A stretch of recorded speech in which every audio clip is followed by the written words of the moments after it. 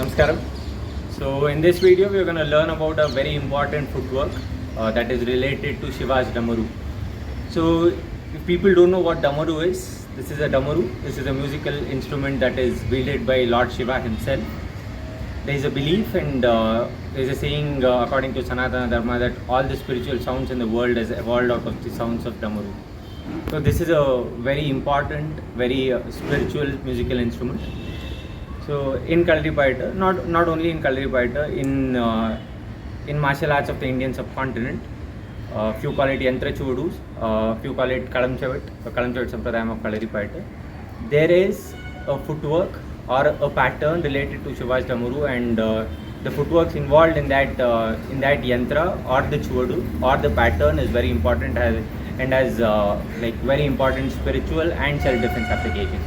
So in this video we are going to focus on that, or just give a brief introduction on that. So the yantra is this, the pattern.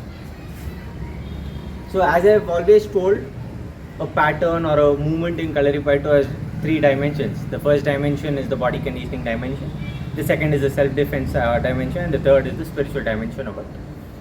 So going to a few tantric practices of India, in Tantra what they say is a normal triangle represents Shiva and an inverted triangle represents Shakti. Here if you see the figure, so this represents a Damaru. This diagram is a confluence of a normal triangle and an inverted triangle. So as I told you, this is the Shakti, this is the Shiva. When the Shiva and the Shakti confluence happens, that is when the Prakriti and the Purusha come together, the universe comes into being. That is like, as I told you, when the Shiva, this is two triangles coming together, this gives out sound, and this is the source of all spiritual sounds in the world. Likewise, when the Shiva and Shakti come together, it gives rise to 5 points, that is 5 notes. That is, when Shiva and Shakti come together, it gives rise to 5 tanmatras, which gives rise to the 5 panchabhutas, then which gives rise to human beings which have the 5 senses, which have the 5 sheaths, that's the 5 panchakoshas, and all these things are related to the 5 panchaksharas, that is the Nama, Shivaya. So these things, as you know, the Tekkan Kalaripayattu or the Adimurai and the martial arts of Kanyakumari are very much related to a Tamil culture.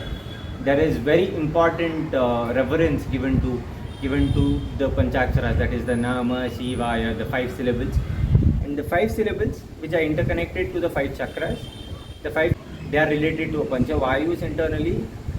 All these things come into being, and just knowing this pattern physically and going beyond the physical understanding, we get to know about the world so much. Now getting into self-defense practice, there are many chuvadus in many different lineages, but what I do in my classes, we fragment the whole chuvadu into set of small footwork, so that we get to know small alphabets and we form our own words. So if there is a small word, we break it down to small alphabets, that is small footworks. Like, just to give an example, so a normal triangle, I'll show you one.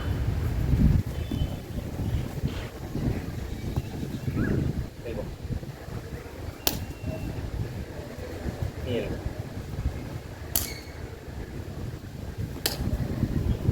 Reverse triangle.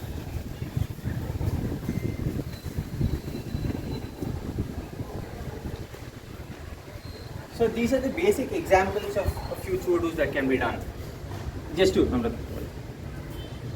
demonstrate, first of all we'll employ the crisscross footwork. That is, when there is a jab, I block and I go for the elbow. Now if there is an opponent here, I go for an elbow and here. Then I employ, like, go back, come front, go back, come front. That is the reverse triangle. From here I again block and I employ the crisscross footwork, come front, and now I employ the forward triangle, that is, I go forward, come back, go forward, come back.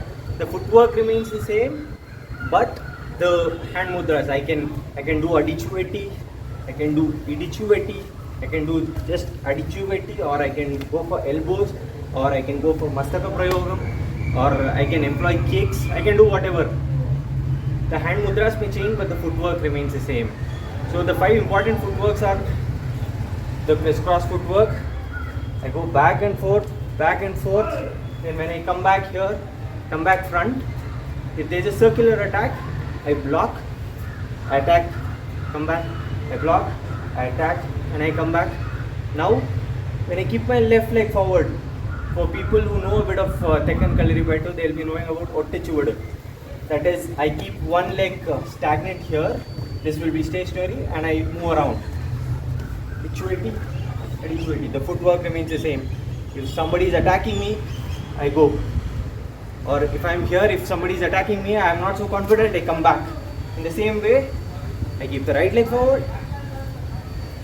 And so what I am trying to tell is, the Indian subcontinental systems, be it Kalaripayattu, be it Adimurai, be it Kuttuvarasai, be it Silambatam. Silambatam too has footwork like this, and few lineages call it Yantrachuvadus, as I told. In Kalamchavid Kalaripayattu, this is 5 kalam. That is 5 points, 5 nodes represent 5 columns. The triangle represents 3 columns. The triangle in itself has wide range of applications and spiritual understanding that can give you. In the world, it is not just about fighting. Martial arts is not just about fighting. It is about the spiritual understanding of the world also. When you get to know what is life, you will understand what to fight for and what not to fight for. Because here, in a subtle way, in a physical way, you are trying to fight the opponents. In a subtle way, you are trying to fight yourself. That is, fight with your own bad habits, fight with your own laziness. That is when you get the understanding of all these things.